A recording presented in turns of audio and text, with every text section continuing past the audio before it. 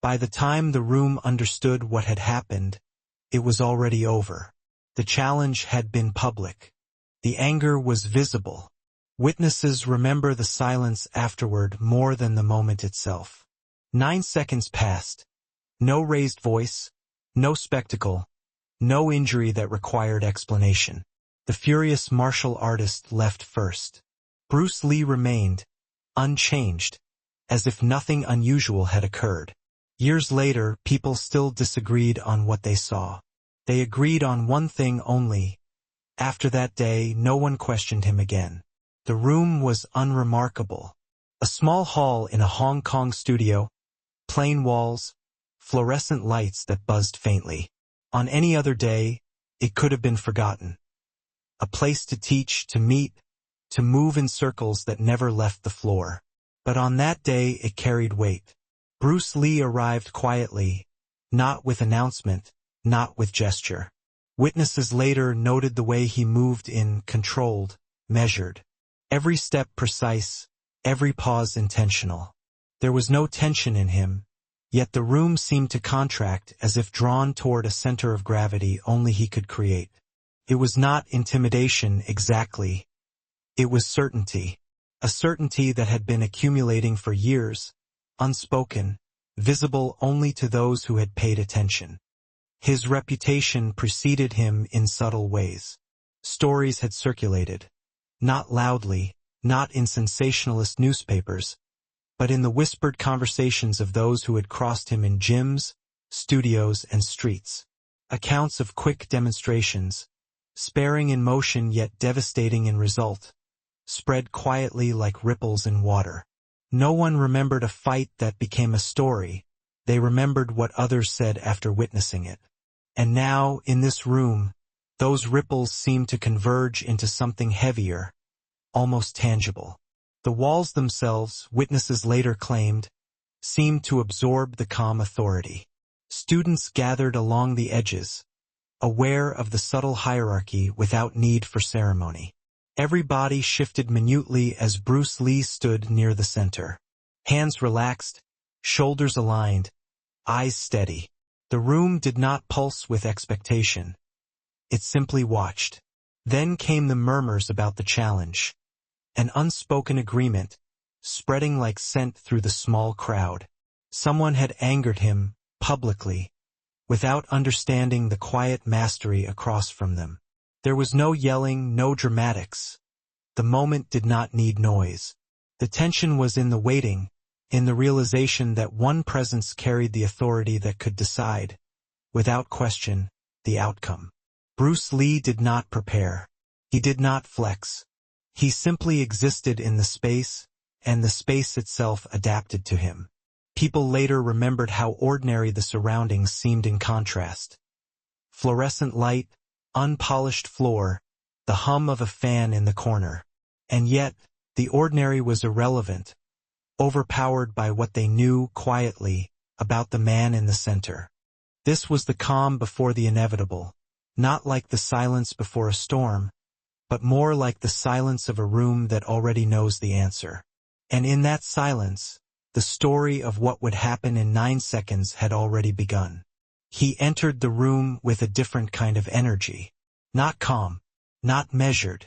The fury that radiated from him was sharp, immediate, impossible to ignore. Witnesses later said it was almost visible.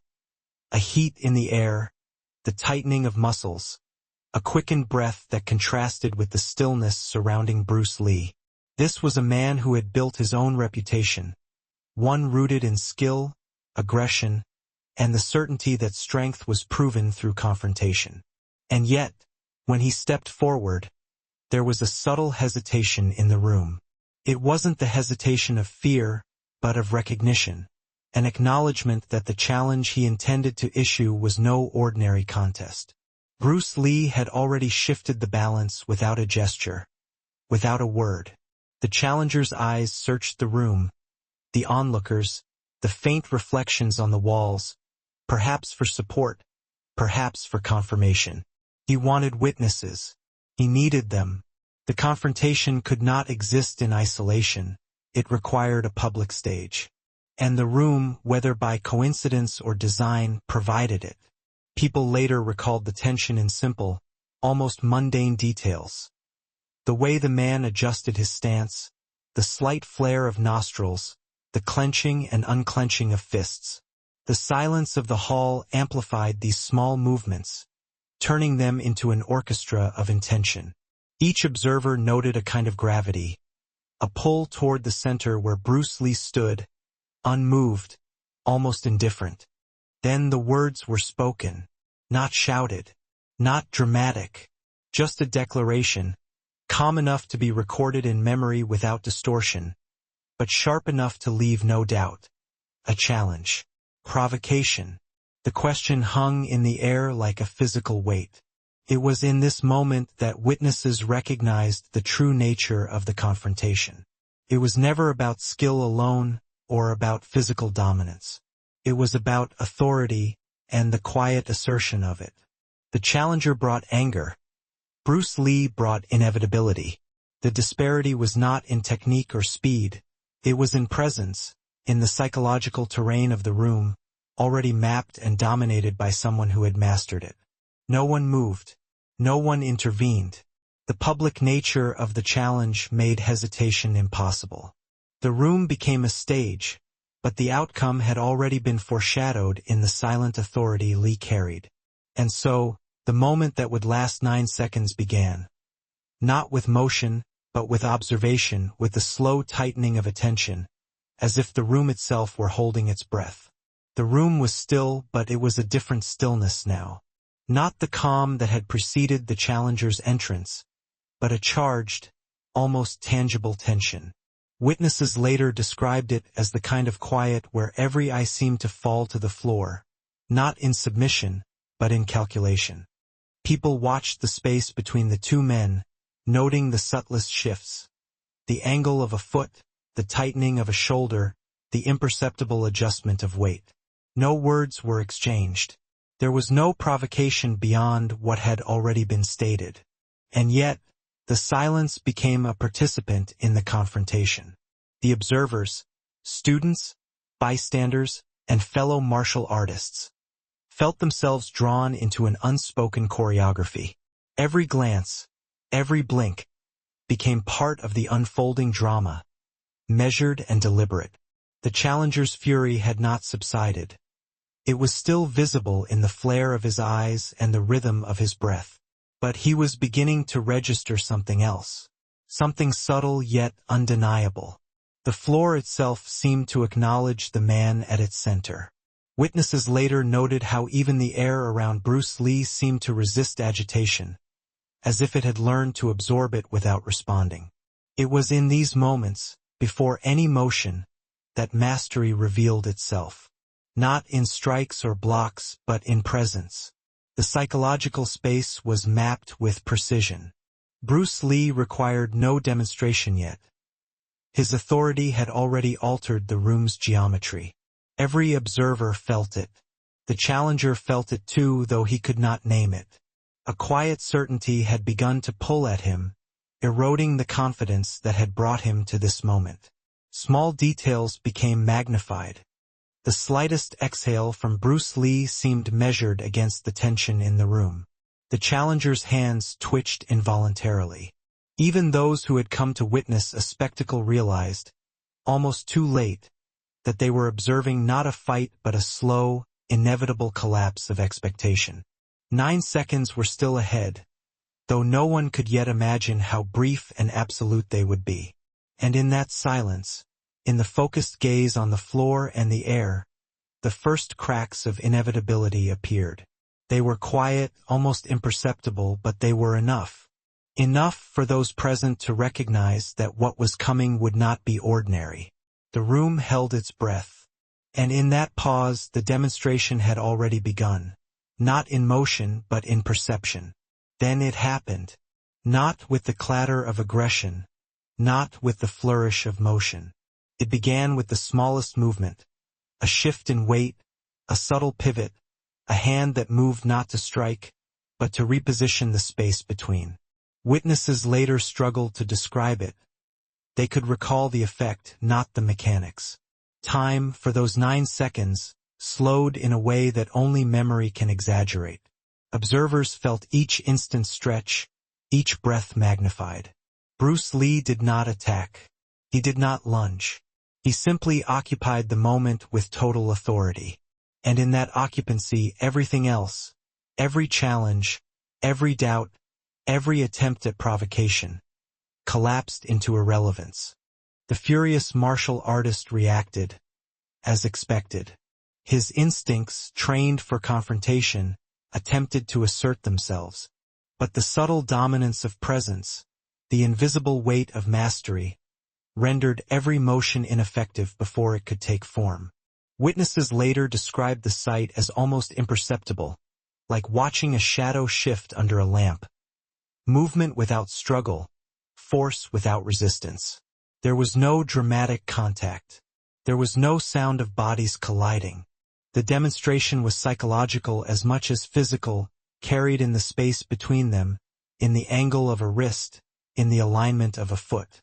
Every observer sensed the transfer of authority, the quiet recalibration of hierarchy that occurs when someone who has mastered control meets someone unprepared for it. The challenger's expression changed first.